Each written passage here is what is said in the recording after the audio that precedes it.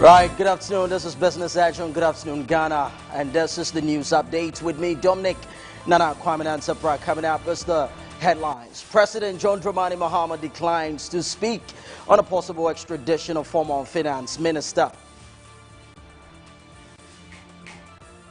Oil marketing companies begin increasing fuel prices at the pumps, with Goil now selling petrol at 13.30 Ghana cedis per litre.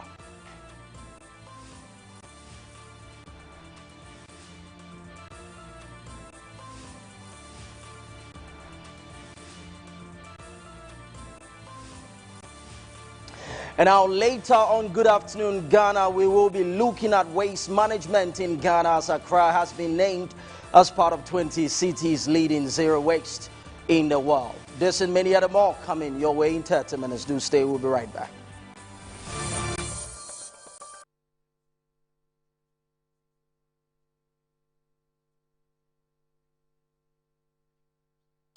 Hello there, good afternoon. My name is Dominic Nana Kwame Nansapra. This is News Update on Business Edge on Good Afternoon Ghana. Let's veer into the news for today. President John Dramani Mahama says he has declined to speak on a possible extradition of former Finance Minister Ken Ofori-Atta. He made this known when he met the civil society organizations at the Jubilee House on March 30, explaining that the matter is currently being handled through legal and international processes. I cannot comment on the extradition because it's in a different jurisdiction and I have no control of it. All I know is that Ghana has put in an extradition request, and so we just have to be patient for the laws to play out in that jurisdiction. And whatever the eventual decision is, we cannot change it because it's not within our jurisdiction. And so we just have to be patient and see what happens. But I know there are two parallel issues. One is the extradition request by Ghana, and the other one is the immigration issue. The arrest was made by ICE for violating immigration status. But then also there's the additional issue of the extradition. But like I said, it's all in the hands of the American judiciary, and it's not within our effort to influence that. And so let's just leave it and see what comes out. And now staying on, President John Dramani Mahama reviewed plans to decentralize teacher recruitment to the district level while restricting postings to major cities to ensure more educators are deployed to underserved areas. He also acknowledged a backlog of trained nurses and teachers awaiting employment, assuring that government will continue recruitment exercises to gradually absorb them into the public sector. And so that's what we're doing. But the portal is going to be opened for recruitment for health workers. We have a huge backlog because in the past, when elections were coming, the portal was opened. And then after elections ended and the government had won, the portal was closed again for another 3 years. So there's a huge backlog from 2022, 2021 of teachers and health workers who have finished school, who are sitting at home. We're going to try and do a continuous recruitment based on the numbers and the vacancies so that we reduce the numbers who are currently at home. Our problem is not only in the supply of teachers. Our problem is with the spread and distribution of teachers. There's an oversupply of teachers in many places. And like you said, there are places where one teacher teaches all the 6 classes because nobody wants to go to those areas.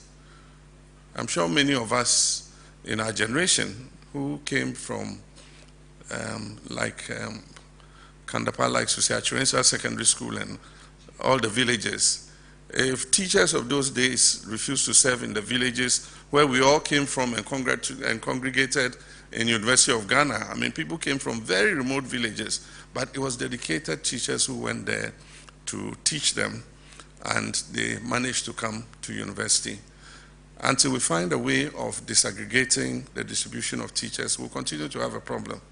And so I've directed that the recruitments we're going to start, the vacancies should be declared in the district.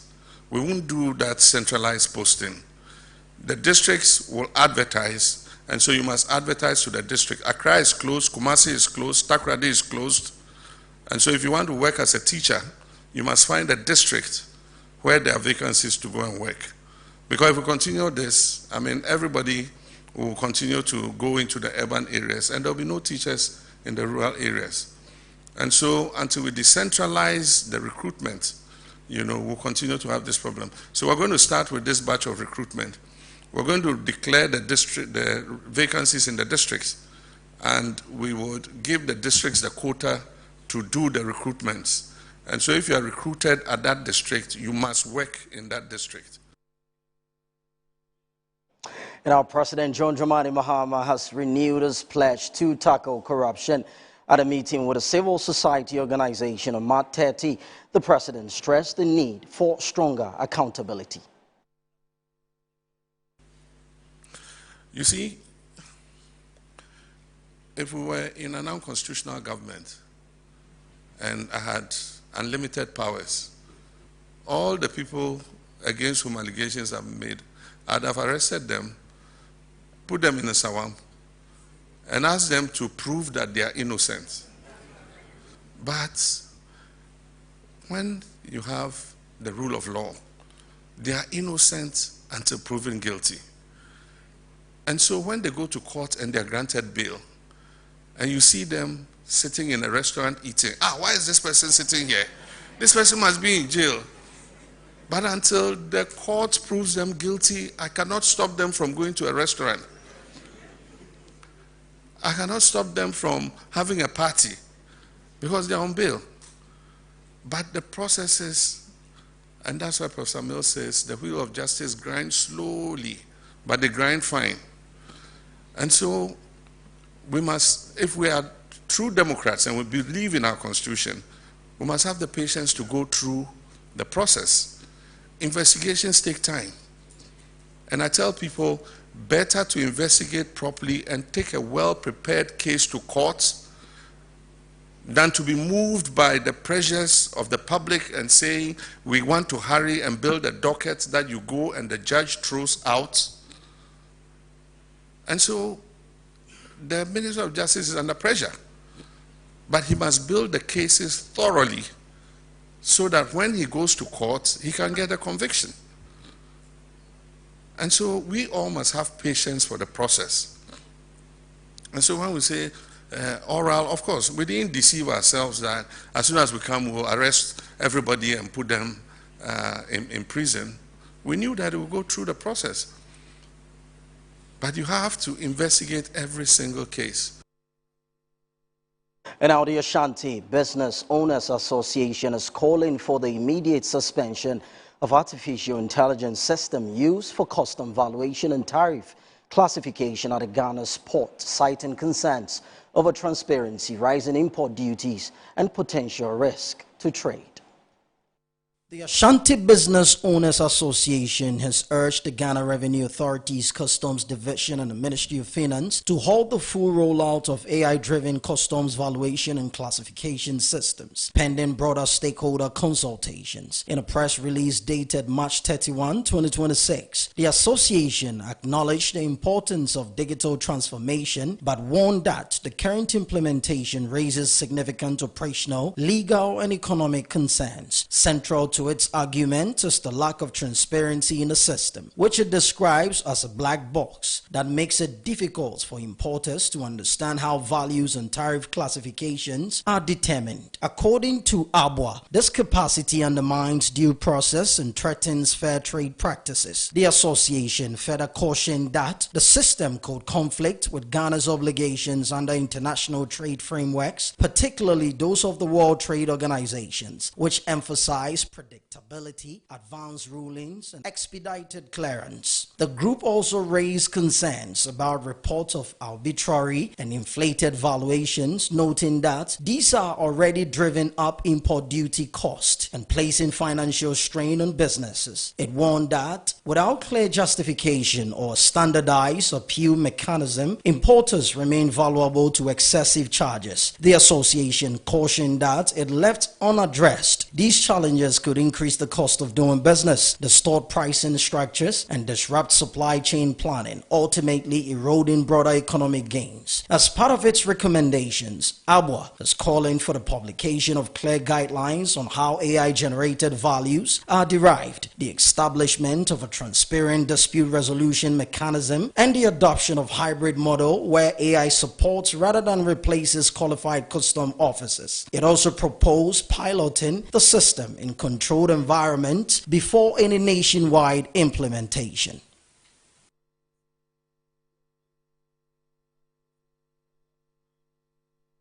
And now tomato traders in Ghana say poor quality and high post-harvest losses are forcing them to rely on imports from Burkina Faso despite a recent export ban by the Sahelian country, according to President of the Tomato Importers Association, Eric Osei-Tofor. Even minor delays during transportation can lead to significant losses as the tomatoes quickly deteriorate before reaching the market.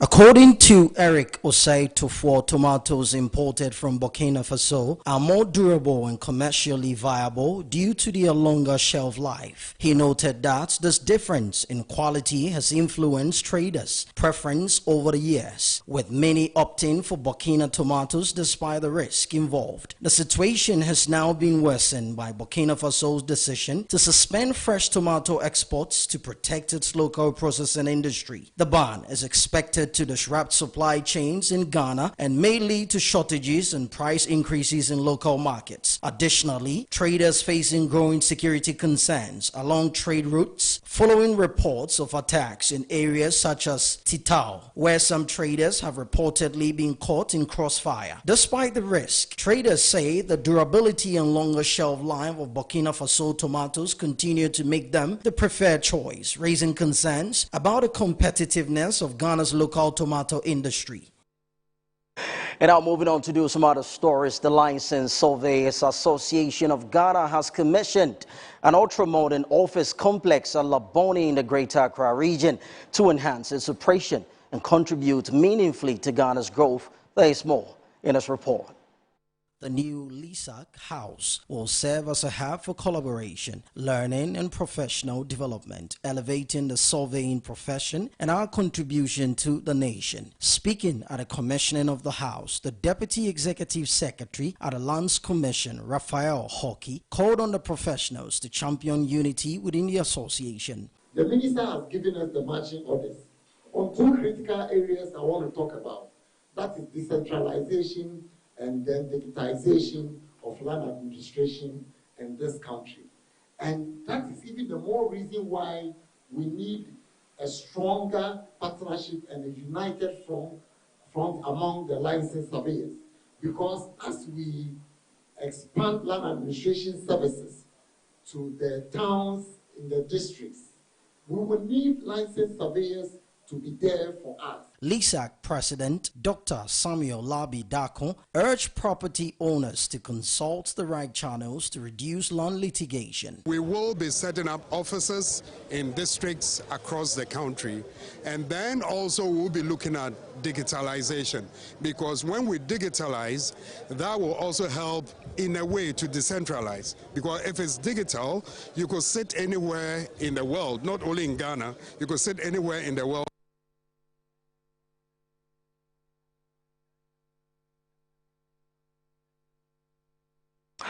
Right, we apologize for that, itches, but let's move on to do some other stories. Family members of a woman and two children who were shot dead at their residence in Sabongari in the Boko municipality of the Upper East region are calling for justice. At a press conference, the family demanded immediate action from authorities to bring the perpetrators of the heinous crime to book. On December 27, 2025, gunmen stormed a family residence in Sabongari while the occupants, including an elderly woman and her grandchildren, were asleep. The attackers opened fire, killing one child instantly and injuring two other children as well as the elderly woman. The injured victims were rushed to the hospital, where the woman and one of the children later succumbed to their injuries. At a press conference, the family called on security agencies to act swiftly to apprehend those responsible and ensure they face justice. We call on all Ghanaians, the media, civil society, and the international community to stand with us. What occurred in Sabongari during this incident was not only an attack on individuals, but an attack on the safety, dignity, and unity of our society. We urge the media to continue reporting on this case and ensure it remains accessible to the public. We appeal to traditional leaders and the youth to remain calm and allow the rule of law to prevail. To our departed loved ones, we remember you. We honor you. The family, however, appealed to the government to support the educational journey of the only surviving victim. The surviving victim, and she's here with us. He's a young guy or girl. We pray that the government of the day, His Excellency the President of the Republic, the Minister of Interior, the Minister of Defense, and the Education Minister, not forgetting of the advocates for women and children, that they should step up and take care of the boy from crack to the end, meaning from primary to the tertiary level. Now, Ghana national team Black Stars coach Otuado has been sacked following massive calls from citizens after losses to Australia and Germany. Speaking on Good Morning Ghana, Member of Parliament for K2 South, Eric Adam Agbana, called on the Ghanaians to support the Black Stars as he believes Ghana can win the World Cup. I do not think that beyond his sacking, he deserves the kind of condemnation and the commentary that I have heard so far. And that's why I disagree with Michael and also with you. I have so much respect for Otuado. I may disagree with his style of coaching, his style of play, and the fact that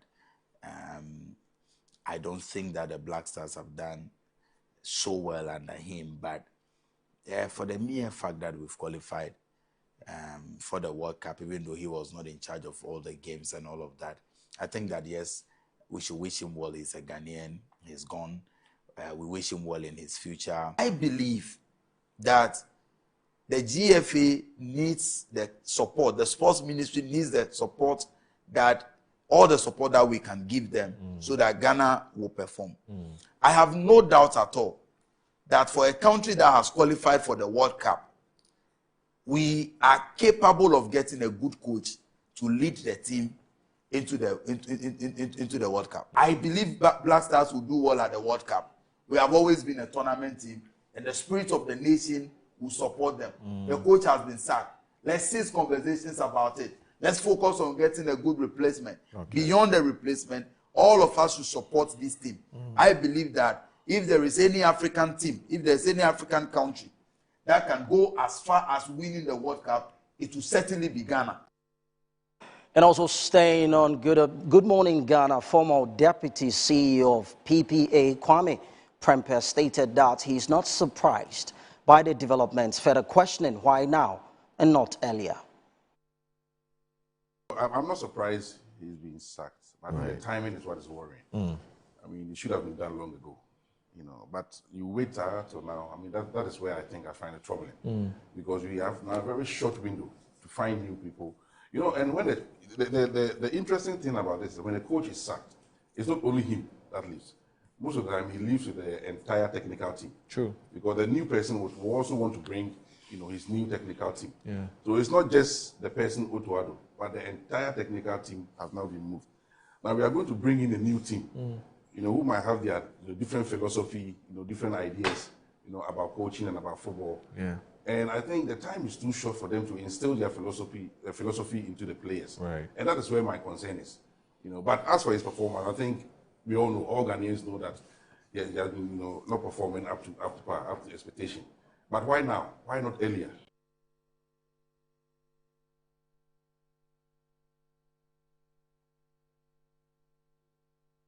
And now the paramount chief of the Krachi traditional area in the OT region, Nana Ampra Besimuna III, has called for unity in the area in order to advance socio-economic development according to the Krachiwura, the individual approach to development has not yielded the needed results, stressing that collective efforts toward common goals will bring meaningful progress. He made this statement during the celebration of his 25th anniversary in Krachiwura.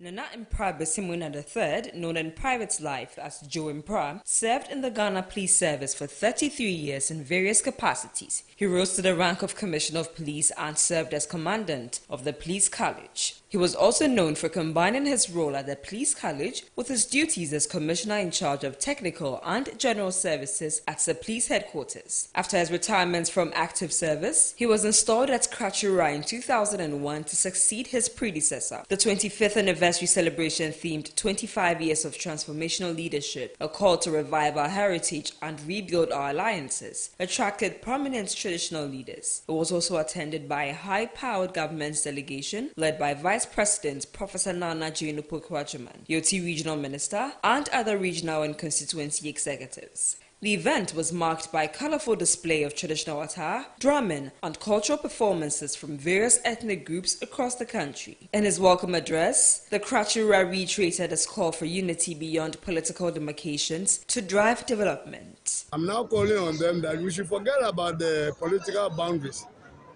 and now come together again to fight for socio-economic development, because that is more important now. He also emphasized the importance of the Volta Lake as a vital natural resource and expressed concern over its exploitation. I also called on them that we should know that the Volta Lake is one of our great natural resources, but people are exploiting in the wrong way, so the fish is disappearing. So I'm calling on them that we should all come together, those of us by the lakeside, so that we can evolve certain measures that will yield positive results for us. Vice President Nana Kwajuman commended the Krachiwura for his inclusive leadership and success in fostering unity within and beyond the community. Let me now commend our Krachiwura for its inclusive leadership and for fostering unity in the community and beyond. And your ability to unite chiefs from both within and outside the OT region is a strong symbol of cohesion and mutual respect, which is worthy of emulation. The Member of Parliament for Krachiwura West, Helena Joantoso, and the Municipal Chief Executive, Prosper Addo, also acknowledged the significant role played by the Krachiwura in promoting unity, sustaining peace, and advocating for development projects in the area. For the past 25 years, Krachi has evolved from chieftaincy to developmental projects. Everybody who knows Krachi will tell you that before Nana even became the paramount chief of Krachi, when chiefs meet, their way of dressing, the way even where they stay. When Nana came, their way of dressing has changed. Now almost every chief around the area, they have a very nice edifice where they meet their people. I know for a fact that there has been peace in the area, because he has a team of chiefs where there are some little, misunderstandings. These chiefs organize, invite the people, and they settle amicably. So for the past 25 years, since he became the paramount chief, I know that there has been peace.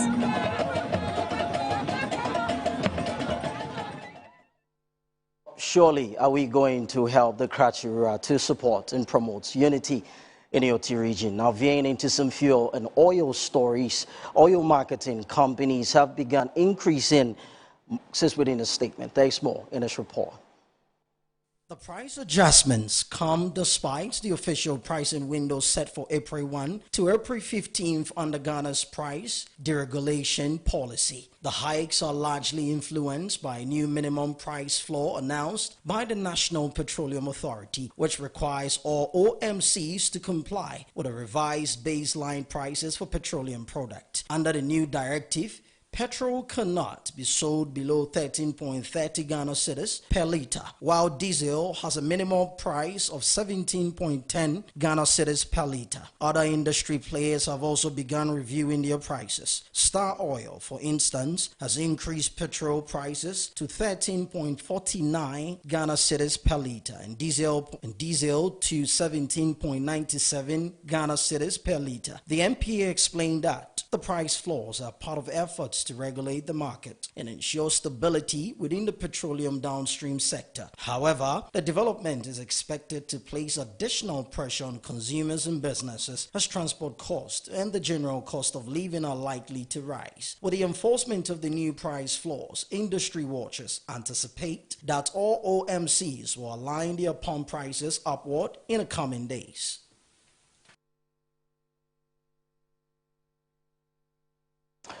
And now that's where we draw the curtains for news updates on Business Edge on Good Afternoon Ghana with me, Dominic Nana Kwame Nansapra.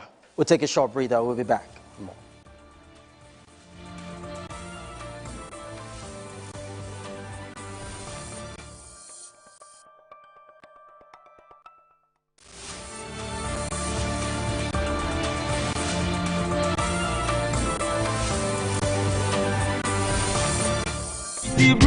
Christy bro,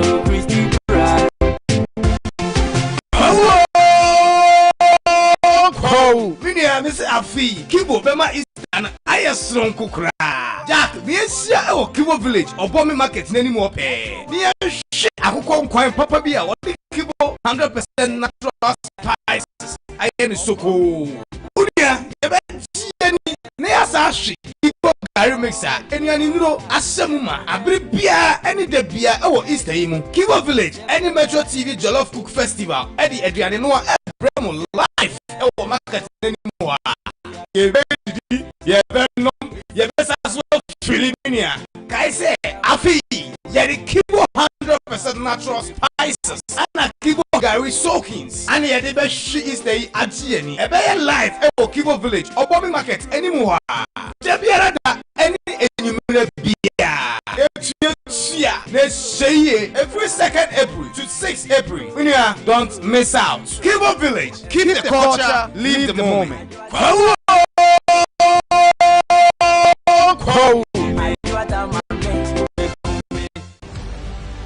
March is Colorectal Cancer Awareness Month. Have you attained 45 years and older? Notice blood in your stool, a family history of cancer? Then don't wait to have a colonoscopy. Early detection of cancer and effective treatment save lives. There are weak points in the development and spread of cancers of the large bowel that we have control over to stop, to reduce the incidence and deaths from these cancers. Achieving this success depends on you and me. We are fully prepared. What about you? Visit Mintuba Hospital and Coloproctology Center today or call us. Mintuba Hospital, First Ghana Colorectal Center, in to serve a peculiar health need.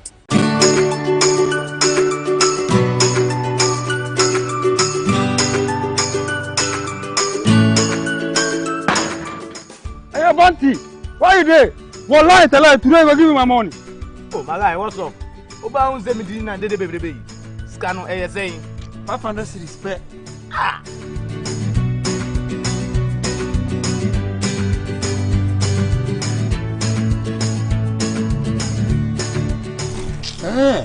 I see. Level don't change.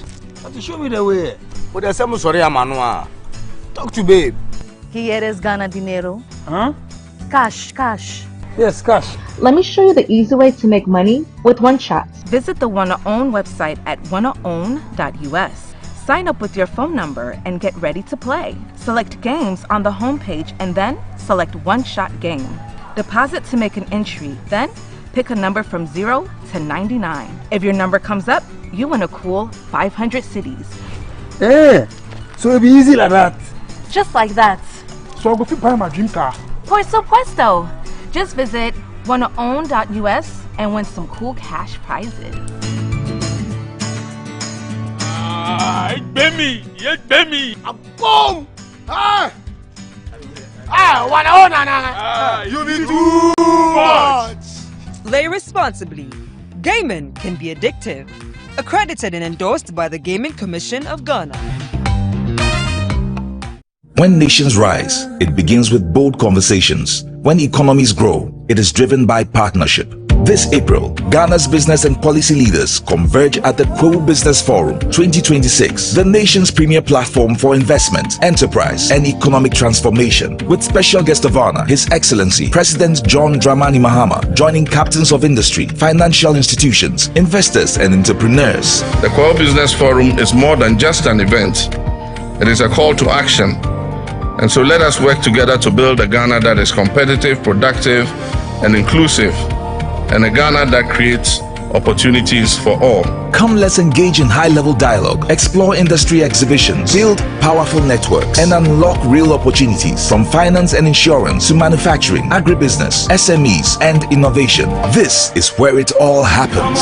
From the 3rd to the 5th of April 2026 at the Kwewu Convention Center in Praeso Hills. Go to www.kwewubusinessforum.com and register now. To register for exhibitions, call 059 555 5885 or 059 555 5995. Kwewu Business Forum. Connect, promote, grow.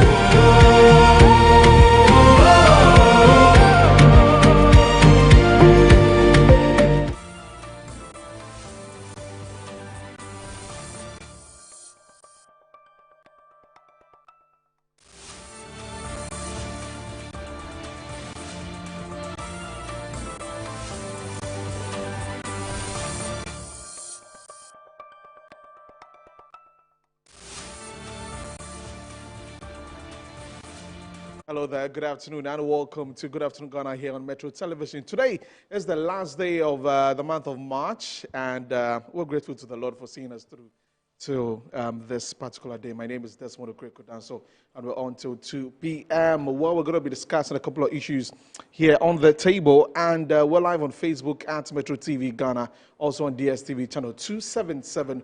We're live on Multi TV and also 94.1 FM. On radio, we're live on there. I know what today it has been. We woke up to the news of the sacking of Coach Kwesi Appiah. I'm delighted, excited, happy about that because there was no hope with the kind of football that we were. Hey, sorry, I said Kwesi Appiah Otuado. That doesn't mean I want Kwesi Appiah to come back, though. Yeah, we need to look for another coach who can take us to the next level, or else the group stages will be our end at the World Cup. And yeah. So we'll see what happens with that. But in here today, we're talking about State Interest and Governance Authority, SIGA. They've got an annual stakeholder conference and an award that we will be talking about. And so joining me in studio this afternoon, I have Mr. Eric Bonswe-Jabing. He's head performance monitoring and evaluation at SIGA, and also Madam Millicent Atuguba, General Manager Operations at SIGA. Lady and gentlemen, welcome to the program.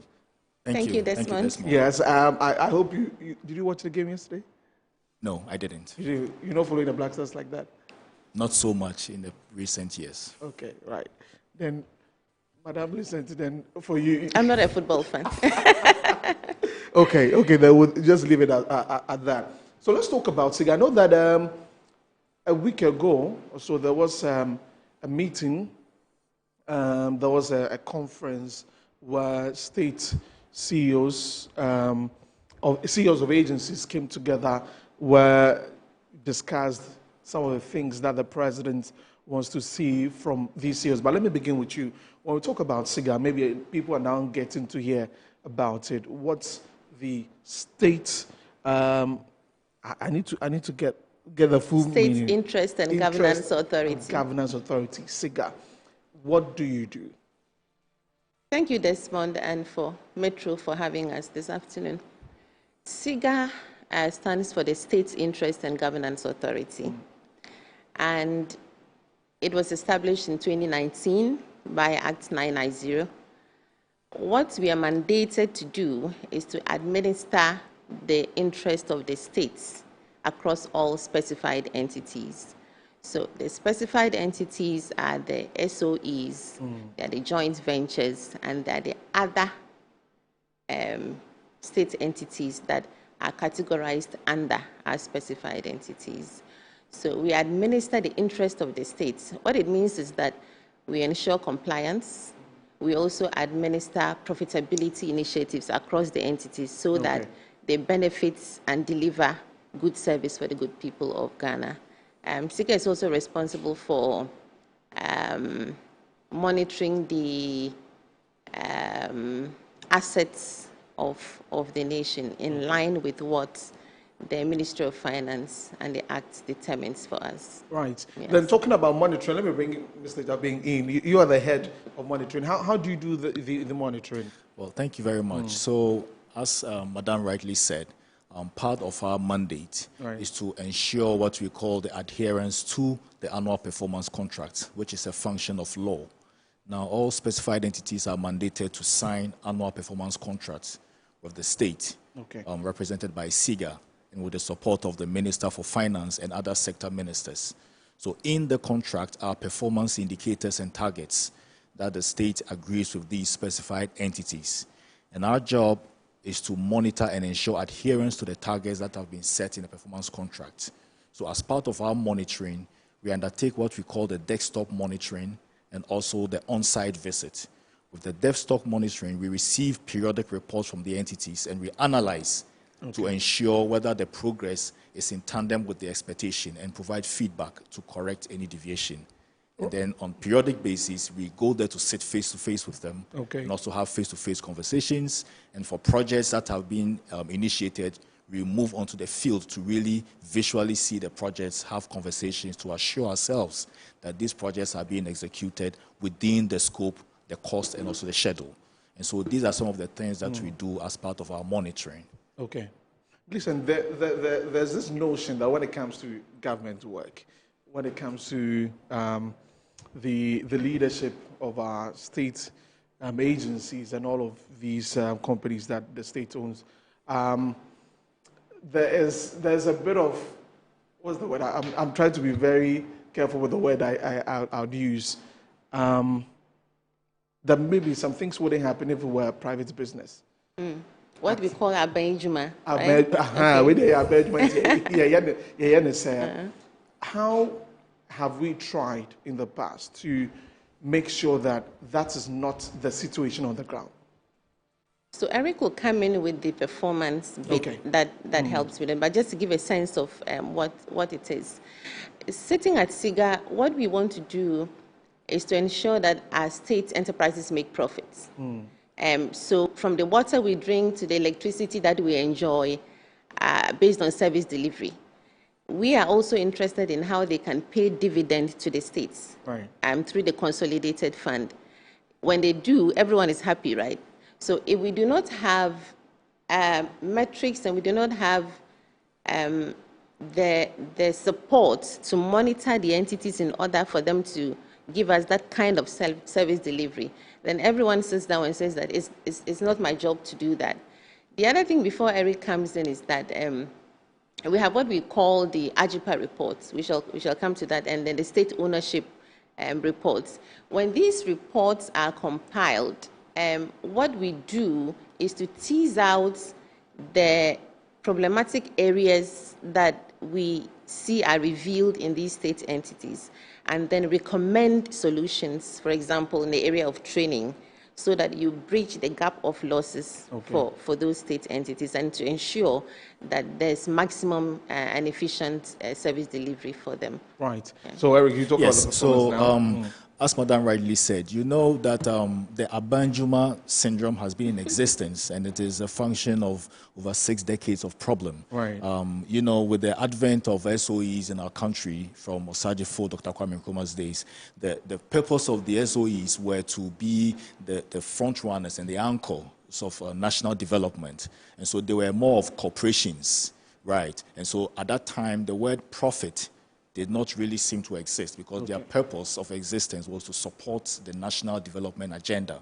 Now, as the decades went by, then there was the need to now transform into profit-making entities. And so when you study the trajectory, you realize that at a point in time, various legal frameworks and institutional frameworks were put in place. to ensure that we convert these corporations into companies, limited liability companies, so they can come under the Companies Act. And in that regard, the state now becomes the shareholder, and the entity is supposed to operate with a governing board with a mandate to be profit and to return dividends to the state. Now, I was having a conversation with Prof. Pesahwai the other day, and he said something that is profound. It looks as if over the decades, the state has been successful in putting in place legal and institutional framework for this transformation, but the mindset framework was a bit lagging. So you've got all the legal frameworks that are there showing that we have transformed into profitable institutions, but we still have persons who are in there with the mindset that they are buying Juma because they always make reference to what existed in the past, refusing to admit where we are now and where we are heading towards. And that is one of the reasons why SIGA's presence is very profound, because our job is to, as part of the measures, ensure that discipline and transformation of mind, so the captains of our industries will understand that the days of being a Banjuma is no more. Right now, you are supposed to be profitable and ensure dividend is paid to the state. So that is where SIGA sits in, to ensure that mindset are changed, governance and compliance is improved, efficiency and productivity is now the talk of the day. Right, so talking about transformation and improvement, so SIGA has issued a directive barring loss-making state-owned enterprises from paying bonuses to management and staff, warning that institutions that flout this rule will face consequences. Great. What has been the situation before, and what warranted this directive? Okay. Right, so the directive was issued by our Director General at this year's Stakeholder Engagement and PELT Awards. What the sense that he wants to come up with is this, that you are a state agency, you have not made profits in the year in review, but you're paying your staff bonuses. What it means is that you are further depleting the bottom line of that entity. So the directive emanates from the first engagement that His Excellency President John Mahama held with SIGA at the beginning of 2025. And he made that categorical statement that SIGA should ensure that agencies that do not make profits do not pay bonuses to their staff. This is speaking to a thinking that we need to charge these state agencies to understand that, yes, you were set up for public delivery, for service delivery, but if we cannot make profits and turnovers from your operations, what it means is that you are further depleting the government coffers. So government has to recapitalize you once in a while. You deplete, they recapitalize, you deplete. At the end of the day, we have defunct entities. So the directive must be taken seriously, coming from His Excellency and our Director General, that if you are not an entity making profits, you don't have business paying bonuses to your staff. Yes, it doesn't sound too good in your ears. I mean, it makes sense actually, because if you have the money, you're making profits, then you can do that. But if you're making losses, and I'm getting the data on the companies that are making the losses, yes. and on that. But what were the other outcomes from this conference that was held? Great, Desmond. So it was an impressive conference, and if you take a cue from the theme, which was the state as a partner in progress, leveraging on the public assets for prosperity. Now, this means that the time has come for the state to see these state institutions as assets that can be used to improve the lives of the citizens. Now, to be able to do that, we needed, as the central oversight body, to do a holistic analysis of the performance of these assets and present the findings to all stakeholders, chaired by His Excellency the President, which in this case was represented by Her Excellency the Vice President. So at that forum, it was an opportunity for us to put together 10 key issues that are bordering performance of our state institutions. And so we were able to have stakeholder conversations to discuss these 10 issues and come out with hardcore and concrete recommendations, which, with the support of His Excellency the President and the Minister for Finance, SIGA, together with other stakeholders, will be implementing. And I'm sure one of them is what you have heard. If you're unable to be profitable, you can pay bonus. That is profound. Another one, too, is if you are not profit and you're consistently loss-making, then there should be an opportunity to consider dissolving and then looking at other models to be able to ensure that there isn't any more pressure on the fiscal purse. And so there are interesting outcomes which we are going to lead the implementation, and hopefully we will see the transformation that His Excellency the President has envisaged accordingly. As we try to look at the loopholes and how we can solve them, what's the monies looking like? You know, how much are we losing from all of these CSOs? How much can we salvage in the short term and then in the long term? The long term. Okay, so when you look at the data as was presented the other day in front of Her Excellency the Vice President, you'd realize that for the 54 SOEs, there was a significant amount of net loss after tax. Now, you would see that we are heading towards 10 billion Ghana cedis of net loss. Now, further analysis would show, right, that out of the 54 SOEs, about 35 of them are profit. They made profit. So it's about only 18 SOEs that rendered a loss. So the question is, if you have 34 or 35 SOEs making profit and only 18 making a loss, why is it that your net loss at the aggregate level is hitting 10 billion? Okay. Now, the answer is that the big boys within the portfolio are the ones who are incurring so much losses to the extent that all the gains that are being made by the others are eroded by the losses of the big boys. And so an entity has an asset size of about 100 billion Ghana cedi. He runs a net loss of 7 billion.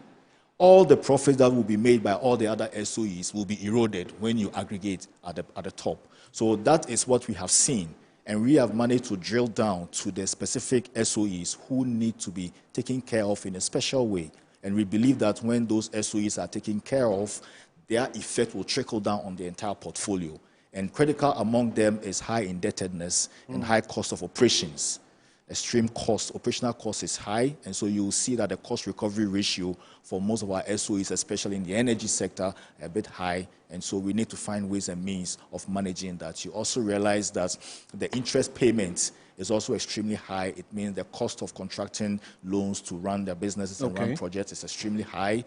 It's also a function of macro factors at the time. And so these are things that we have put together, and we're expecting that we'll be able to engage further and have pronounced guidance on the way forward. When these entities are really helped and freed, it will trickle down to the entire portfolio, and we will see the red turning into blues going forward. Great explanation there. So, if what I see here, the 2024 SIGA report, if that was what you were alluding to, the Minerals Income Investment Fund is the most profitable SOE. Is that right? So the tab you are referring to is what we call the SOEs with consistent net profit. So we run an analysis of SOEs who have been consistently profitable for the past 5 years. Right. And here it is in no uncertain order. Right. So we just pick the entities. So in there you'll see Bui Power Authority, Bulk Energy Storage, Ghana National Gas, Ghana Ports and Harbors, MEF, GIF, State Housing and TDC in there. So these entities have been consistently making profit for the past 5 years. That is what it simply means. Yeah. And for the next tab, for the next group, yes. Ghana Water in there. Yes. Tor in there. Yes. VRA. Yes. ECG. Graphic.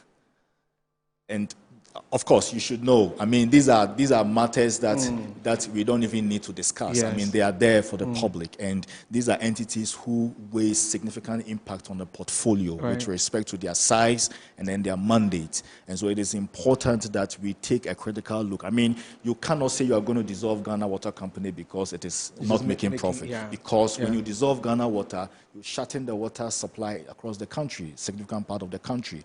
So we need to take different approach towards helping some of these entities to be able to turn back into profitability. And that is specifically what the Director General, with the support of the ministry, is aiming at doing.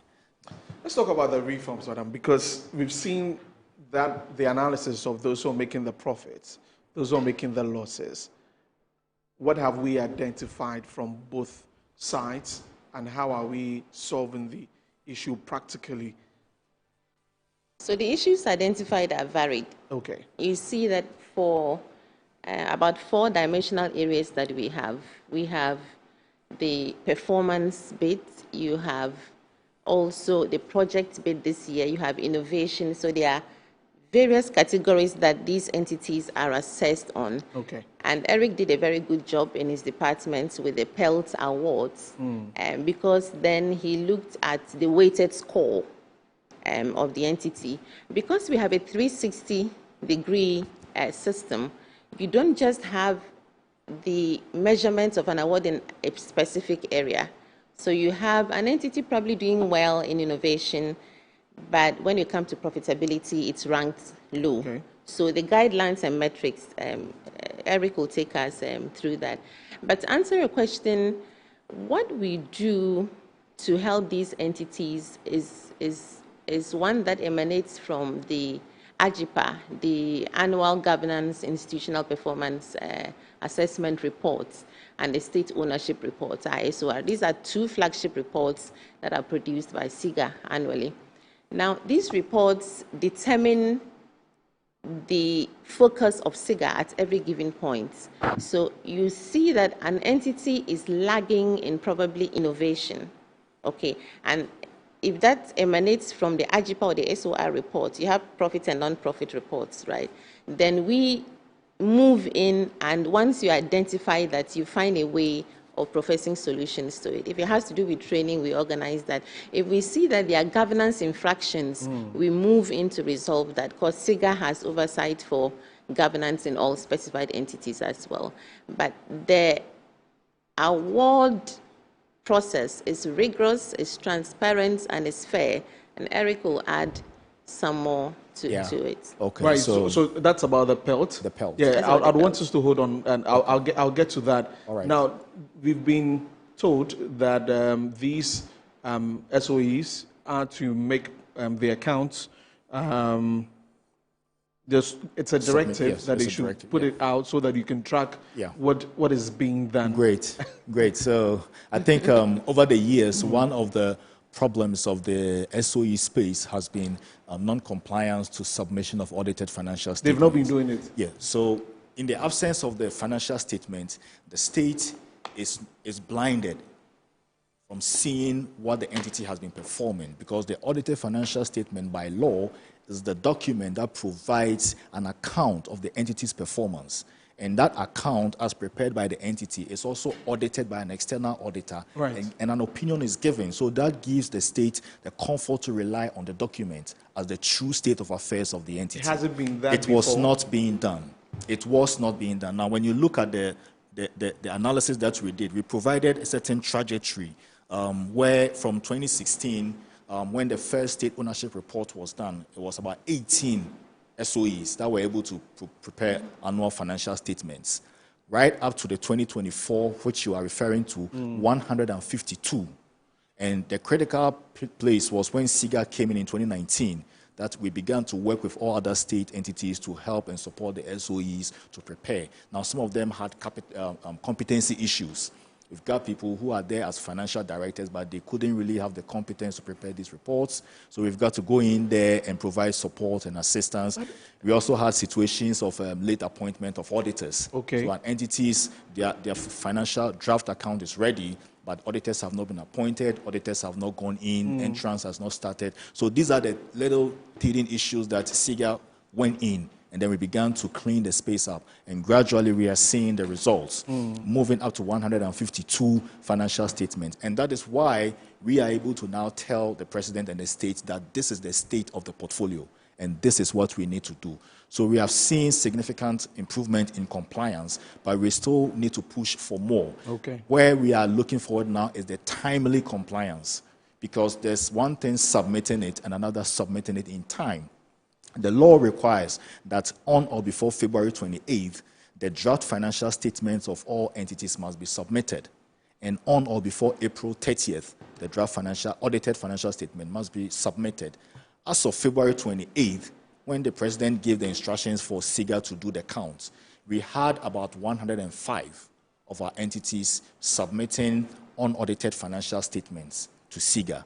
And that we thought was significant improvement if you compare to the time in the time past, or the number that could comply within the time.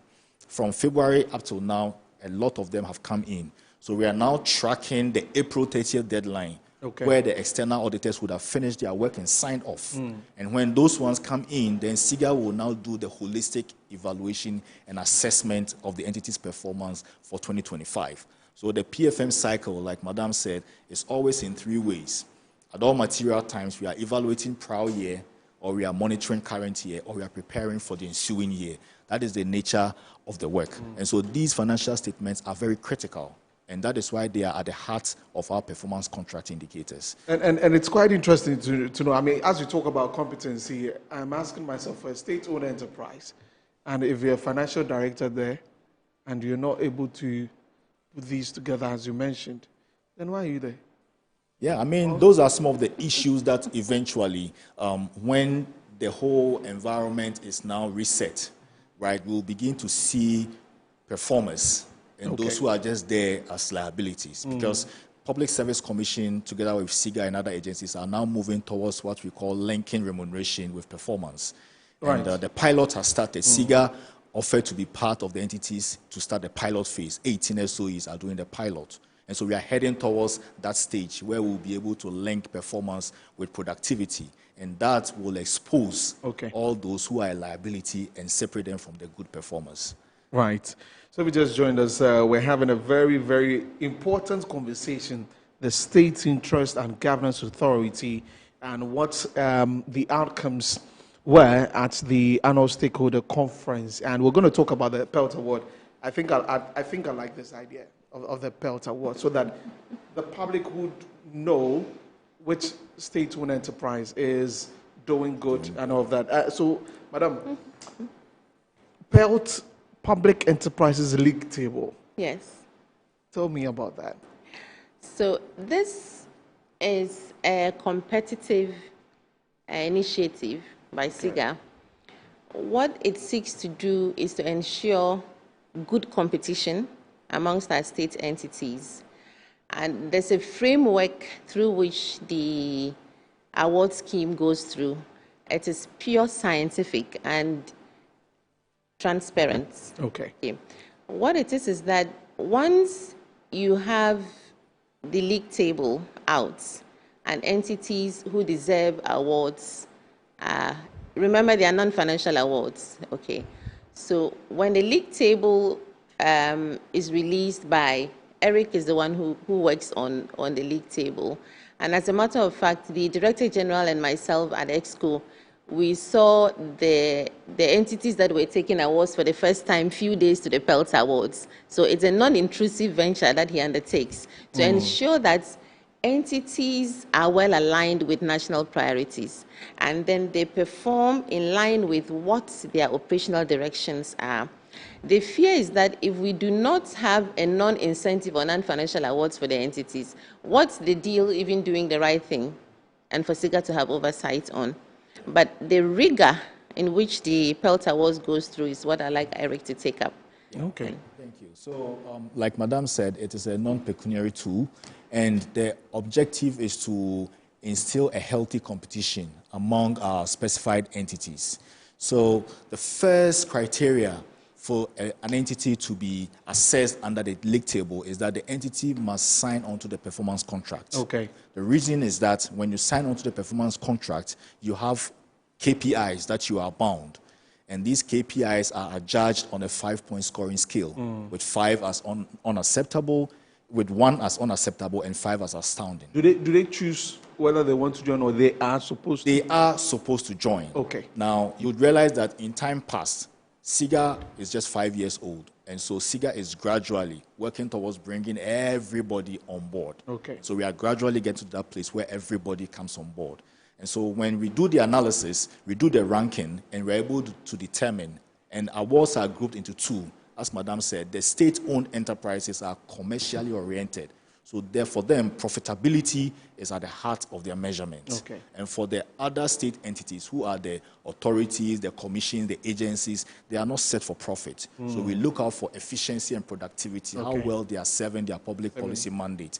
And then we add corporate governance, execution of projects, and innovation as part. And then we do the ranking scientifically, and then we present it. Now, the beauty is that, in our country, our leaders, they revere honor. Right. Every leader wants to have the opportunity to sit with the president, have a dinner with the president, gets to shake hands of the president and be given an award or the other. So we say to ourselves, well, let's bring this tool. If you want to sit with the president and get an award, perform. So you win an award, you get to sit with the president. We also get to ensure that the entity is performing and delivering to the stage. So it becomes a win-win situation for both. Okay. And so since we rolled it, we have seen healthy competition. We have seen entities willingly coming to say, we want to join, and moving so fast and working themselves out to improve so that they can win an award. And the ultimate effect is that the state benefits. Okay. That is why we've got so many SOEs now moving into profitability within the past couple of years, because once they join, their aim is to win an award. But our ultimate aim is for them to perform, so the nation will benefit from them. Right. So that's how the tool basically works. Okay. Yeah. I'm thinking about this like the Champions League. So how often does the table come out? So is that at the end of the year? It is annually now. So the 2025 PELT, Public Enterprise League table, we will start working on it from May. Okay. When we receive all the audited financial statements, then we'll begin the financial and non-financial analysis. By July, the table will be out, but we will hold it to our chest, because when it leaks out, it also creates a little bit of problem. So like Madam said, at the very tail end, that is when we present it to Madam and DG and EXCO for them to look at it. They ask all the questions. And so hopefully by September this year, the league table for 2025 and the performance of our entities under the first year of His Excellency the President will be out there, and then we'll be holding conversations about those ones too. It's very important. That's a great initiative. Yeah. And we would want to see that at the end of the year, who comes top. Comes up. Yeah. Right. So as we're getting towards the end of this conversation, Madam Millicenta Tuguba, the conference brought all of them together. The Vice President was there, the Deputy Finance Minister, everybody was there in the room. And when you engage with some of these leaders, what do they say to you? So, in perspective, the stakeholder engagement brought together heads of governing boards of entities, heads of entities themselves. We had development partners, and then some from the academia, because of the way the reports are generated. So you would have seen that Professor Jampo was instrumental in this year's awards and stakeholder engagements. We also had a bit more of public relations aspects, so because they need to carry our story, to the public and serve that purpose for us. What was crucial this year was the breakout sessions. So during the breakout sessions, we had a deeper understanding of the issues emanating from the two flagship reports, the AGIPA and the SOR. Once these are identified and infractions also identified, we move to implementation. So the key action here for SIGA is now to implement the recommendations that emanated from the breakout sessions and ensure that, for instance, if you had anything regarding a governing infraction, then which entity recorded this? Can we move in and have a deep dive and understand what's happening in there? Because what you usually see on the surface, it's not actually the root cause of it. The root causes are there. So these reports reveal what the root causes are, and it enables SIGA to strategize to prefer solutions to them in partnership with the same entities. Right. So, beautiful conference. I love the outcomes because we all want to see. We don't want to put the headlines out that this agency or this enterprise is making huge losses, and then everybody's going to be on them. But just to add that the Gold Board, formerly PMMC, right, emerged entity of the year, overall best. Okay. So congratulations to the Gold Board. Oh, congratulations to my dear Board. friend Sami Jemfi and his team. Oh, right, right. Congratulations to them for winning that for the year. Hopefully, another one, like as you say, is going to be competitive, and the other entity will come up. As we wrap on this, any final thing you want to add from SIGA? We thank you very much for the opportunity to tell this story and have this conversation. We want all stakeholders to join in the clarion call. The assets belong to the citizens, who are the ultimate beneficiaries. Right. So it is important that we let the citizens know how the assets are performing so that they can have a say in ensuring that they sit on their toes and work. I mean, you made a statement that I'm just thinking about it. What if we have sessions whereby we get networks calling out non-performing CEOs, you know, in an informal way to put them on their toes? That, hey, we are watching you. SIGA's report says you're not doing well. You need to sit up. What if we had sessions where you give praises and boost up to the best performing CEOs? Yes. You know, we've got to find creative ways for us as citizens to call out these operators of our public assets so they can do better and for the citizens to enjoy. Right. Yeah. Thank you so much for coming this afternoon. So we heard from Madam Millicent Atuguba, the General Manager Operations at SIGA, and also Eric Bonzweja being his head performance monitoring and evaluation at SIGA, also telling us about the just ended conference and the PELT Award. We're going to take a break. When we come back, we're talking about the environment because some good news coming in for Accra. Yes, so I'll tell you about that after the break. Stay with us. This is Good Afternoon Ghana. We'll be back shortly.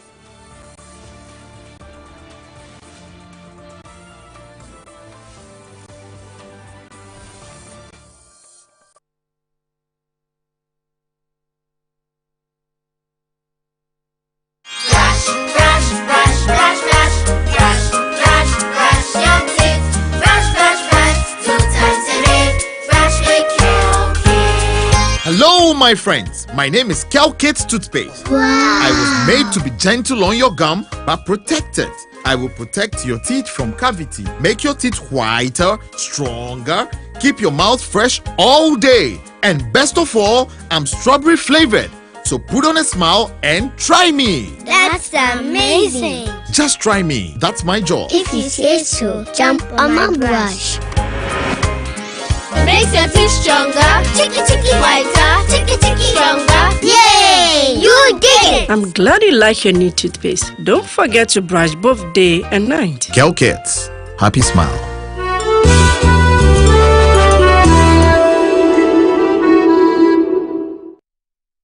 Finding the ideal property shouldn't be a daunting task. At MNC Properties, we believe everyone deserves a place to call home. That's why we specialize in providing affordable housing options under our flagship project, Fresh Property Joy, specifically designed for low and medium income earners.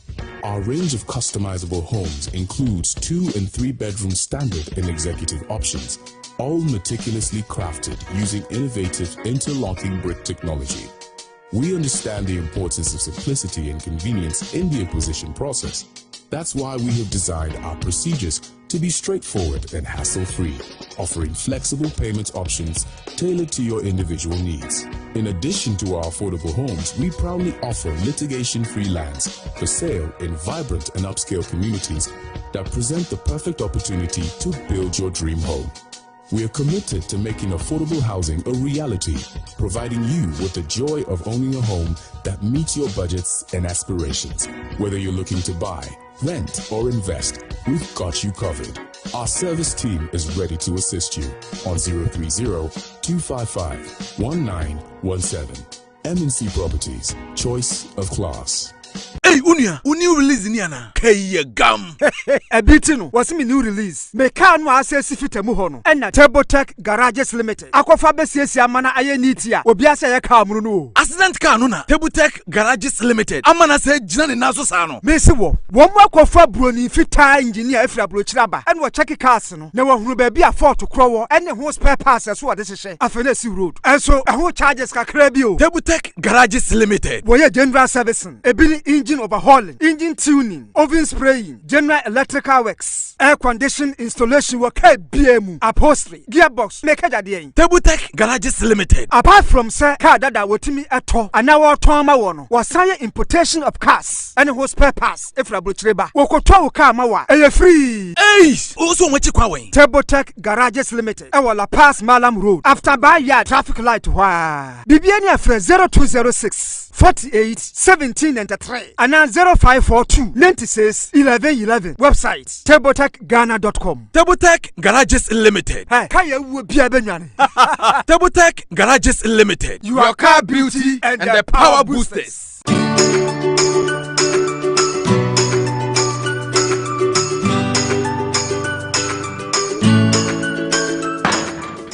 Hey, Bunty, why you there?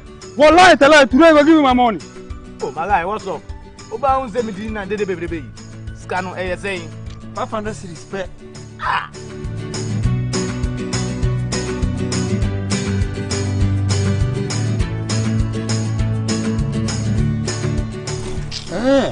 I see. Level don't change. But to show me the way. But there's some sorry Amanua. Talk to babe. Here is Ghana dinero. Huh? Cash. Yes, cash. Let me show you the easy way to make money with one chat. Visit the Wanna Own website at wannaown.us. Sign up with your phone number and get ready to play. Select games on the homepage and then select One Shot Game. Deposit to make an entry, then pick a number from 0 to 99. If your number comes up, you win a cool 500 cedis. So it'll be easy like that. Just like that. So I'll go buy my dream car. Por supuesto. Just visit wannaown.us and win some cool cash prizes. It's Bemi. Boom! You need too much. Play responsibly. Gaming can be addictive. Accredited and endorsed by the Gaming Commission of Ghana.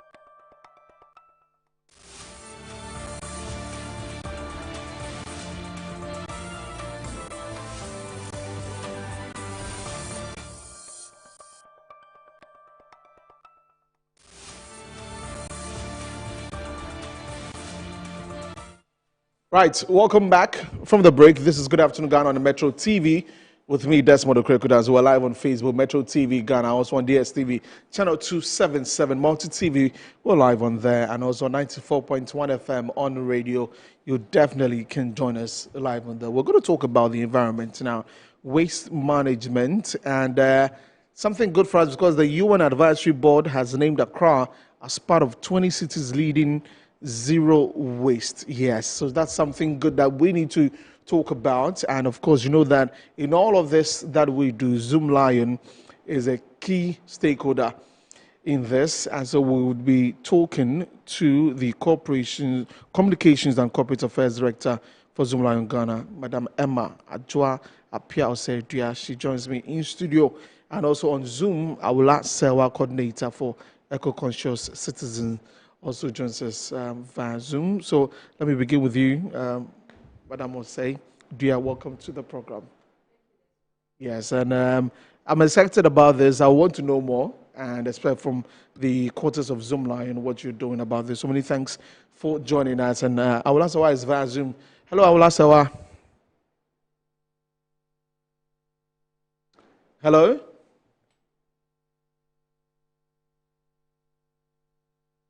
Okay, so we'll connect to Awolasewa very soon. But let's take a look at this very impressive and important news that has come in. I will see that on the screen in a bit. And so you see the 20 cities that is moving towards the zero waste. So let me just read that here. So the selected cities: Accra, Ghana; Bologna in Italy; Chefchaouen in Morocco. I'm going to try and not crucify the names. Dar es Salaam from Tanzania; Dehiwala City, Sri Lanka; Florianopolis, Brazil; Gaziantep, Turkey; Georgetown, Malaysia; Hangzhou City, China; Ilolo City, Philippines; Kisumu, Kenya; Kuala Lumpur, Malaysia; Lilongwe, Malawi; San Fernando from the Philippines; San Francisco, US; Sanya City, China; Suzhou City, China; Vakala in India; City of Yokohama in Japan; and also Zapopan in Mexico. So these are the 20 cities towards zero waste. And these 20 cities towards zero waste initiative aims to recognize city leadership and innovation, promote exchange of good practices and lessons learned, inspire other cities to accelerate their transition towards zero waste, and support implementation of circular economy approaches at the local level. So these are the aims for this 20 cities towards zero waste. Awolasewa is she's on Zoom now. Good afternoon, Awolasewa.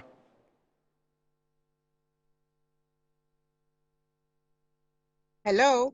Can you hear me? Can you hear me? Hello? Okay, so we'll try and connect that and see if she could hear us. But let me begin in studio and ask Madam Oseidu about this zero waste. First off, congratulations to us as a country that our name is in there. But what does this mean to us as a country, and more so to Zoomlion, a key stakeholder in waste management in our country? We understand waste reduction, we understand waste reuse, we understand waste recycling and waste recovery. And it also tells us that the country is ready to receive green investment, directing people to join us to boost our economy, boost our environmental and public health values. So this mention is no mean feat for the country. Right. And just looking at his statement there, according to Jose Manuel Mola, who is part of the UN, he says that the selected cities stand out not for planning alone, but for implementing practical solutions such as waste segregation, composting, reuse systems, and inclusive recycling models. And these are things that Zoomlion has championed over the past years. See, we have identified that a larger proportion of our waste generated in the country is organic. Right. So through research from our end, we set up these recycling plants. The two big ones, one in Accra, ACAP and KCAP, and then others in all the regions, right. The IRECOPs, we call them. This is to support the zero waste concept, because zero waste itself means that a deliberate shift from managing waste to transforming it. So now if we have these facilities available where people have access to it and they can go put their waste there because they have been educated enough. You know, we have done a lot of public education to bring people up to speed to the fact that waste is a resource. It shouldn't be seen as a problem. And once it is seen like that, on-premises waste management is done properly by we, the generators. Okay. And we have moved another step also to help people appreciate the need to do source separation. If even they are not doing it up to the standard that is expected. At least we have two streams. People are deliberately picking the plastics. Right. If this goes on and it is managed well, you realize that the plastics will not be available to fly about. Hence, our city is clean. And these are ideas that we have spoken to one too many times in our various public education sessions, calling upon people to own up to their own waste management in the appropriate way. So I am not surprised that we came up in the mention. Let's connect with Awulasawa once again. Awulasawa, good afternoon. Can you hear me now? I can hear you. Right. So Hello, many thanks for speaking to us this afternoon. But this certainly is good news that our city, Accra, is part of the top 20 cities in the world towards zero waste. What do you make of this? Well, it's interesting that Ghana has been selected. It can only be a good thing. But I'm looking at what I see on the ground. You know, we are part of organizations asking for a ban on single-use plastics. I mean, to give an example, we have two huge plastic waste containers, one at La and one at Maijo in the Adenta Municipal Assembly. All around, we see plastic still on the pavements, in the gutters. You know, every other day we go picking the plastic waste. And I can't honestly say that I'm seeing any improvement. I'm happy about the position of Zoom Lion, but what I have to say is that, for example, our waste is collected by Alliance Waste, but it's not, we segregate our waste because we have a receptacle, as I said, for plastics, both at Maijo in La. But Zoom Lion only provides, the best of my knowledge, at least in La and at other areas, I see one bin. So residents tend to put all their rubbish in one bin. In countries where there's a seriousness about recycling, you would have a bin specifically for plastics, something for metals, and then you have the compost, the food waste. And so you find that very little goes to the landfills. I don't not see this reflected here. And also we have a lot of open burning, You call the authorities and they don't seem to be able to deal with. And what are being burnt a lot of the time, apart from maybe some garden waste, it's also plastics. So the air pollution is a great concern. A lot of plastics are being burned. So I'm happy to hear that education is going on, but I can't see I have to be honest and say that I can't see the fruits of it. We have engaged with schools. For example, in La, we've engaged with the La cluster of schools, brought them, they've seen the plastic receptacle so that they would use it, and so on and so forth. So despite the education that civil society organizations are giving, Zoom Lion says it's also involved in it. It would be great to see the results of all this education. All I see is plastics littering the pavements and the environment, and then a lot of open burning, leading to a lot of, asthma and other diseases, poisoning our lungs. So that's what I have to say. Okay, right. If there's any other thing for us as citizens to contribute to this, what would you say? I mean, we have been urging citizens to be responsible. I mean, the Constitution enjoins every citizen to take care of the environment. So we have always employed citizens that segregate your rubbish, put the plastics in one place, put the food waste somewhere else, think of doing composting, think of doing some backyard gardening, and so on and so forth. But then we have to say that we also need the support of the local authorities. We need to ensure that, as I've said before, we need to ensure that our rubbish is segregated. So we need more bins, a bin specifically for food waste, so that it can be used for compost or other things. I mean, in some countries, as I've said, they provide different bins. But citizens don't have to wait for that. We also have a responsibility.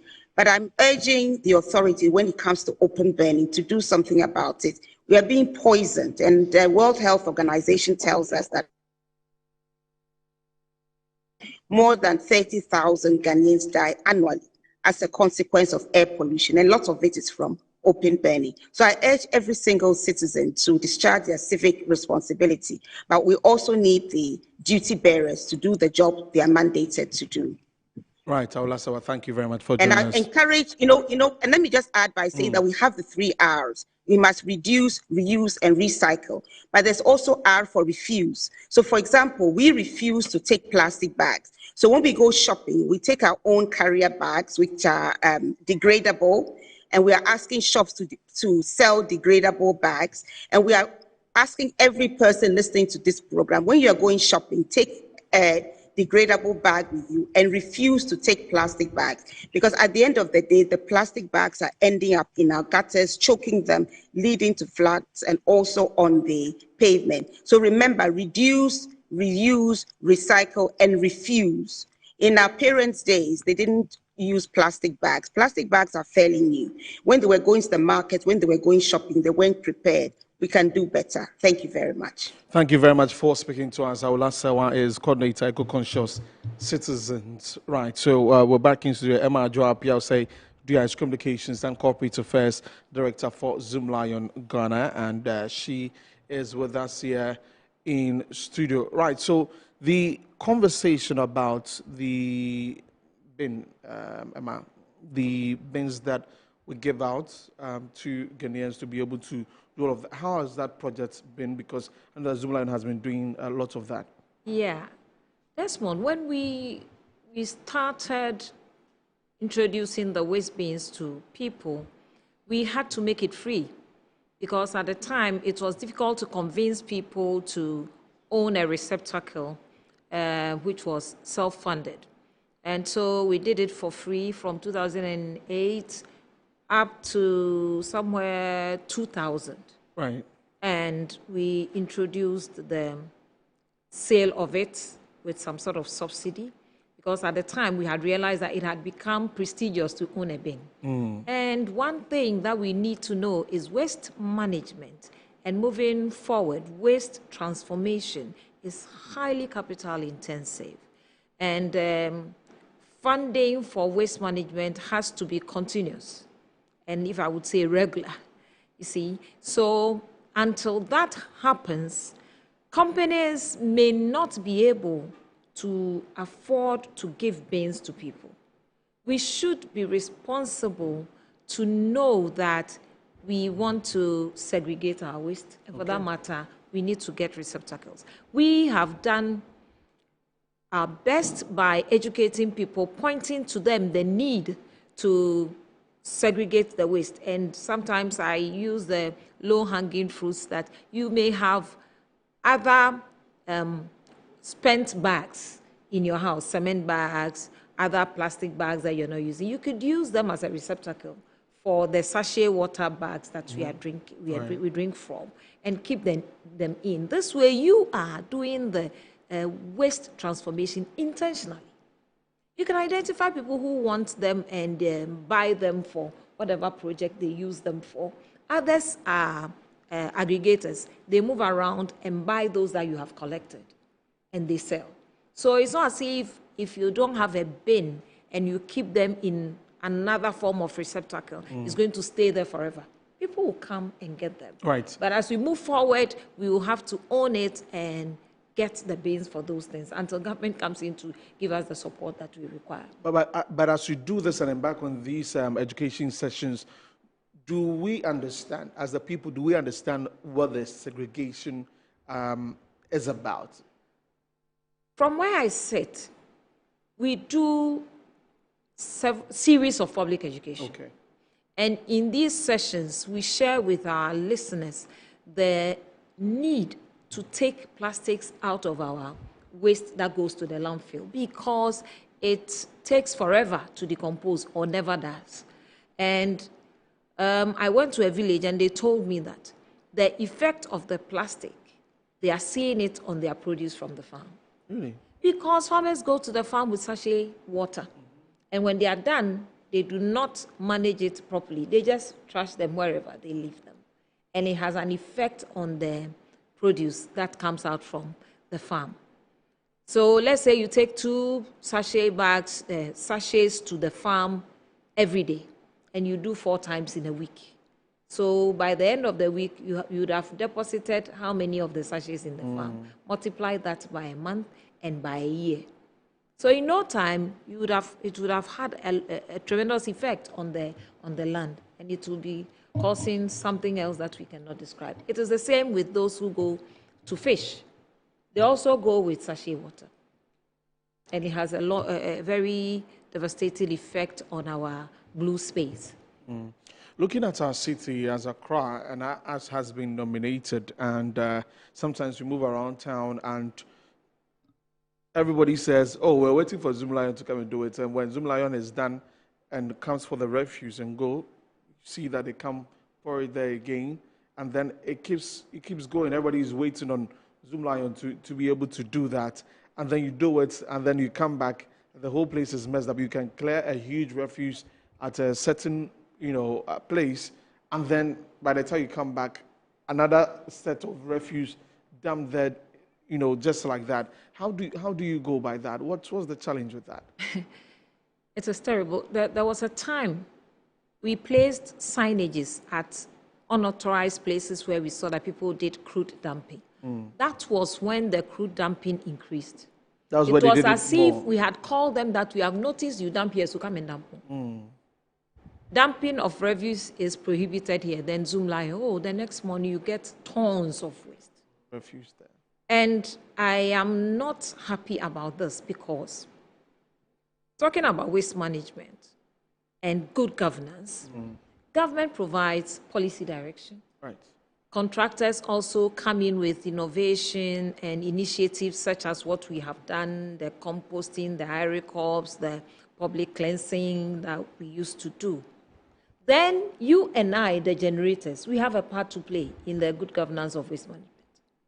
What we have to do, we need to manage our generated waste properly from the home. From the home? Yes. Just as I was talking about farmers and fishermen, as we have gone to the farm with the plastics, when we are done, make sure you bring it home and put it in the bin. This way you are saving your land from acquiring some plastics in there that will not fertilize your land for you. In the same way, those of us who do not go to the farm, our environment, we keep our waste managed properly at the generation point, whether it is your home or your kiosk or your office, you manage that properly, and the waste finds itself in a receptacle. It will not escalate and move out and be flying over the fences and the beautiful trees that we have around. Unfortunately, it is the same populace that malhandle the bins that are placed along the streets sometimes. A lot of bins were placed here, and overnight, they are not there. You don't know who picks them. So I find it difficult to understand whether, as a people, we enjoy the environment when it is messed up. Because if we don't, then let the bin be there so that those of us who are just traveling by, we don't live here, we came to Accra to do one or two. When I go back to my Medina, that's where my home is. I can dump my waste when I come to Right. But right now you come and you cannot. And you are not comfortable keeping it in your bag. We are really not comfortable keeping the waste in our bag. Let's say we buy some wache wrapped around in a plastic bag and we are done eating. I cannot put the wache wrapper in my bag. I'll have to look for a bin, and these bins are nowhere to be found. So the responsibility is on us to sustain this gain that we have had now by mentioning us amongst the 20 cities, which is a very good one, going to point people to our economics, our healthy environment, and all. If we do not sustain it, it is not going to translate into the individual's pocket in any way. Right. So yesterday was March 30. That was the International Day of Zero Waste. And that was when this news came in. Right. So looking at a zero waste lifestyle for us as a country and our city, Accra, plastics waste is one of the things that Awolasawa mentioned that I'm reading something here that switching from single-use items to reusables, that's the beginning of zero waste lifestyle, buying in bulk to eliminate packaging with plastics, compost organic kitchen waste, repurpose rather than throwing away these reusables or the plastics. But the issue of the plastics, where do we stand? It seems like we haven't made a decision on what to do.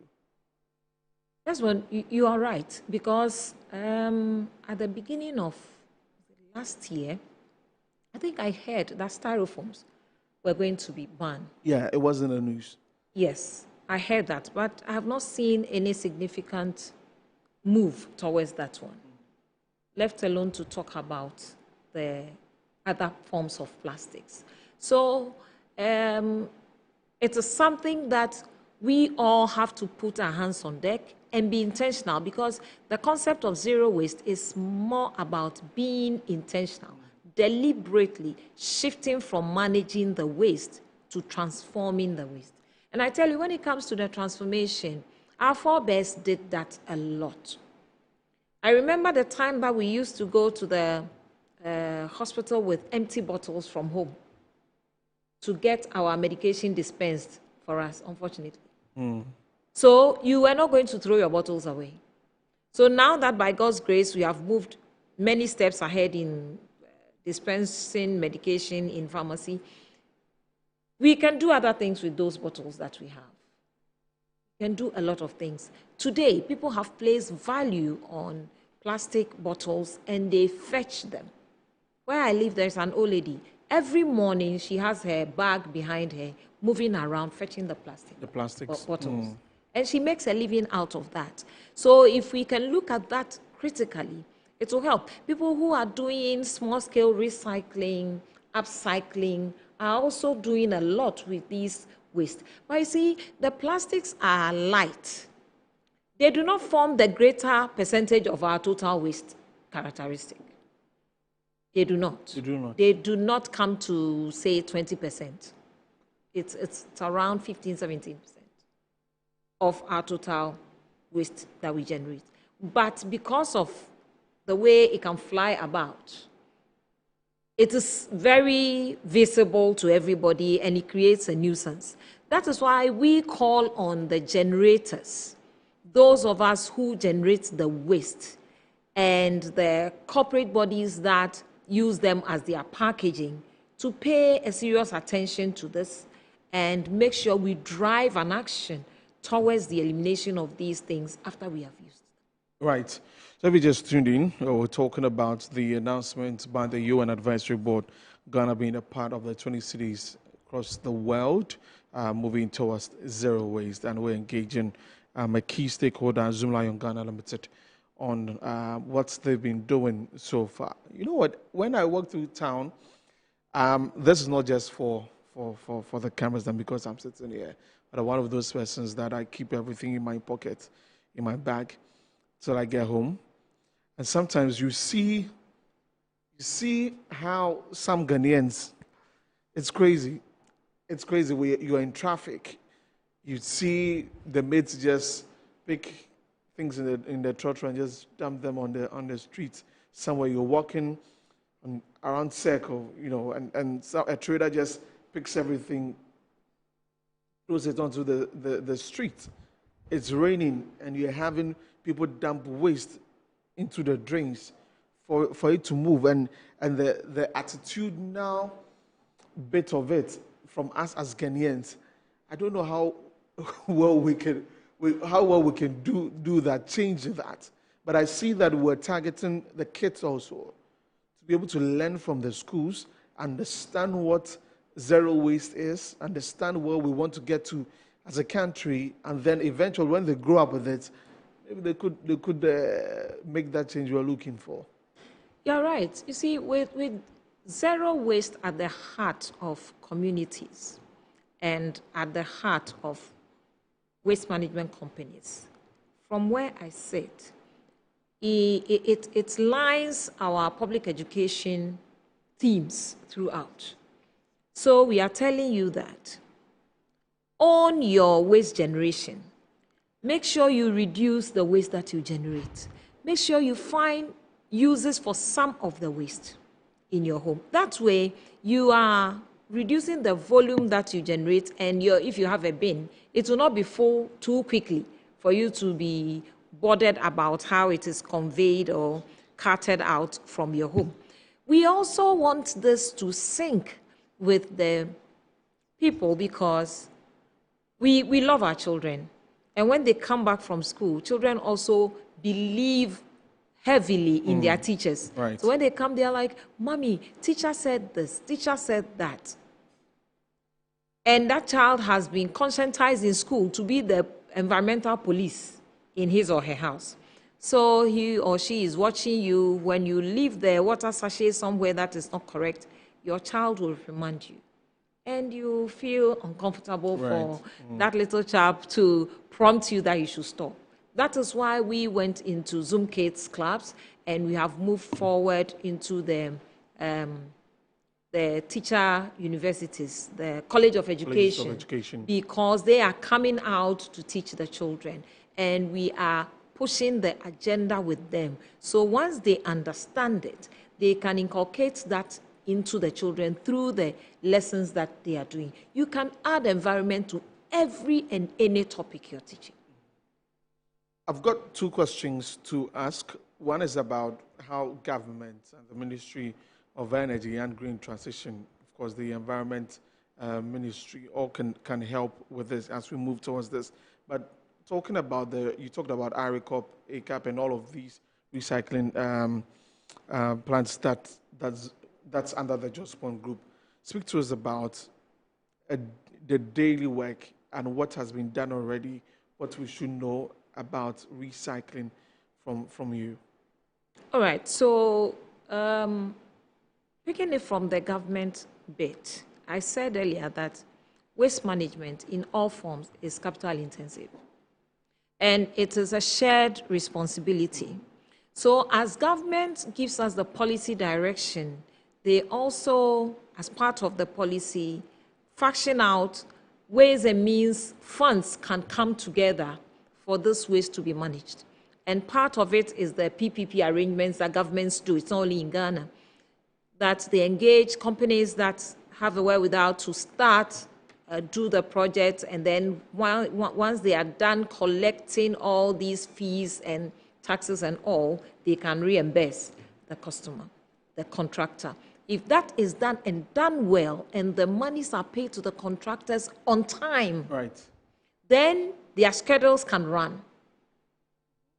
It can run. So if we bring that into the processing plants, if workers are on site, they come on site, they receive the trucks that come in with the waste.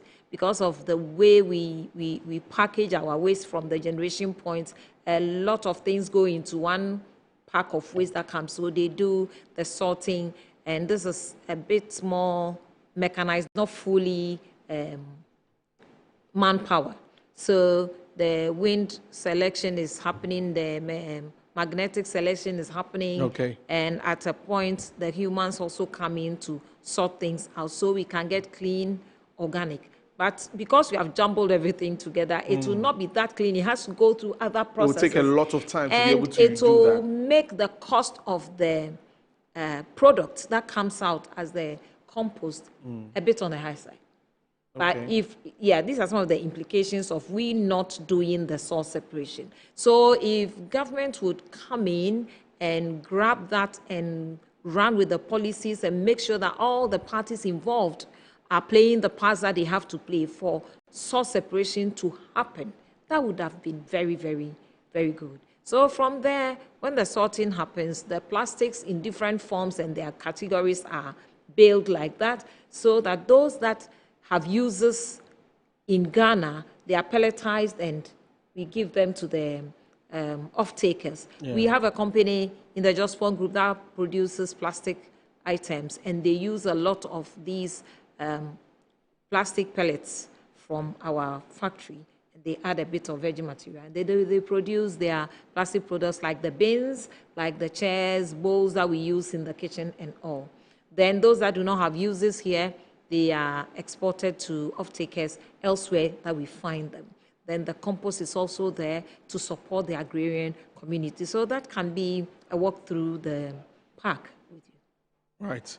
So I was just reading. I got something online about that is a Zoomline Foundation, and as you mentioned, the Accra Colleges of Education or the Accra College of Education on Agenda Zero Waste. So Zoomline has been on this for a while to achieve this. So this is some very good news coming in. So as we draw towards the end of this conversation, and hearing this good news for Accra, what would you suggest? What are some of the things that you'd want to share with authorities, those who be handling some of these things, and of course, what Zoomline will be able to do to help this on a bigger scale?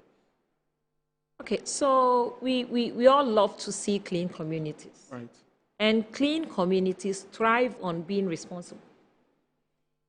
If you go to the beautiful resorts, you realize that the owners have put people there intentionally to keep the place clean. You can do the same in your home. I'm not saying it's an easy chore. It is not.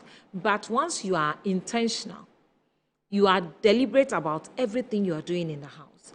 Through that, you are growing your children in that knowledge. And they will also get to know that we don't do this, we don't do that. You can assign some of them to monitor how waste is managed in the home. You can shift that around by the week, where today it is this one's assignment, tomorrow is that person's assignment. I'm talking about the generation point because that is where the problem starts from.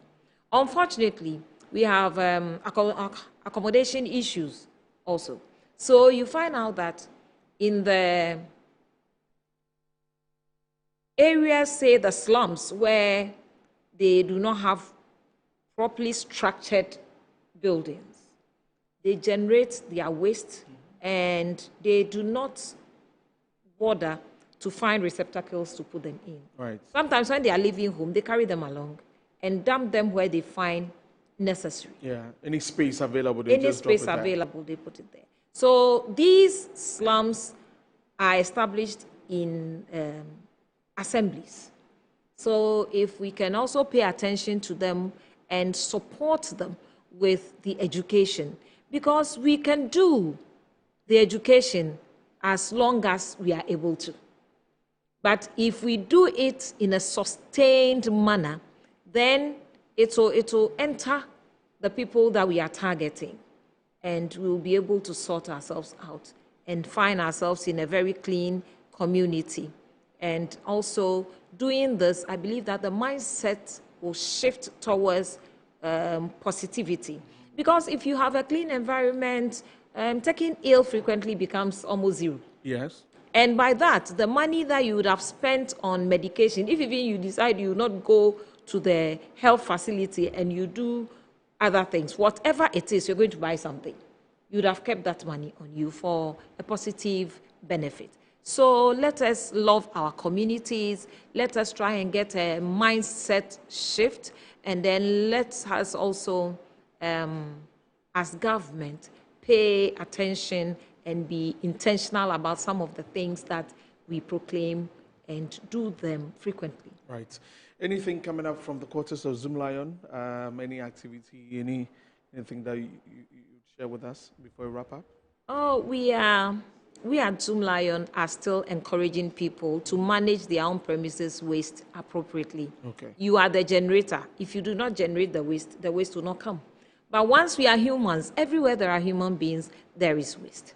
So let us make our generation in an intentional way. Let us reduce, reuse, recycle, Ma'am said refuse, and then recover.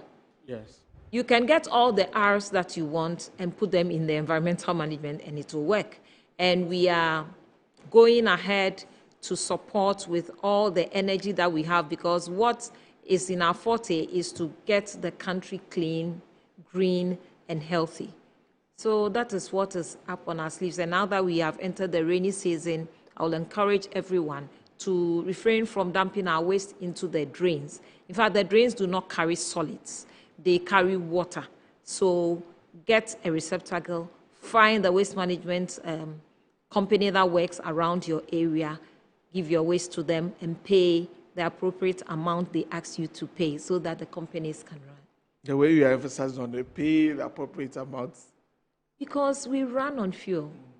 So when we come to your area, we have met you halfway. So you should bring your waste from your house and come and dump it, then pay small.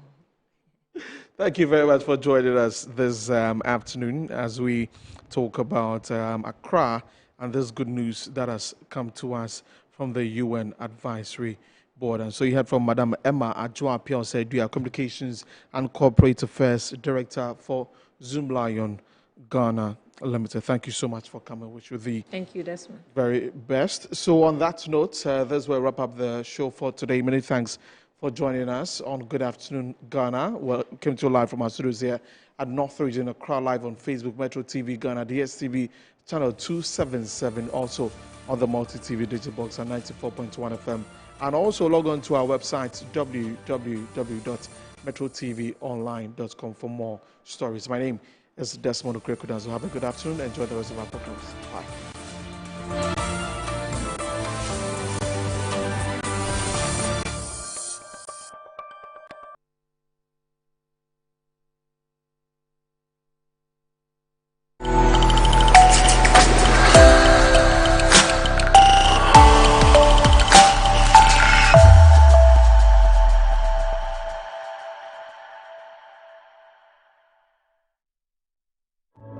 Jesus Christ loves you, and greater love hath no man. Because of his love, he opens the way. He opens eyes, ears, and minds. Open your heart and experience General Conference of the Church of Jesus Christ of Latter-day Saints and feel his love. Greater love.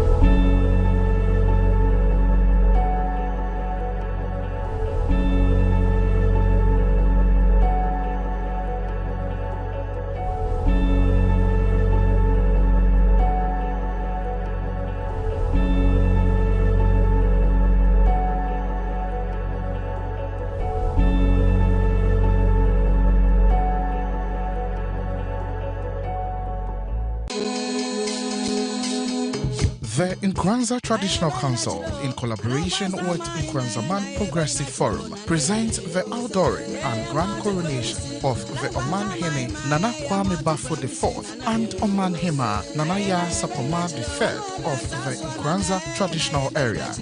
Date 4th April 2026. Time 10 a.m. Venue Children's Park in Nkranza. The following are the lineup of activities for the coronation.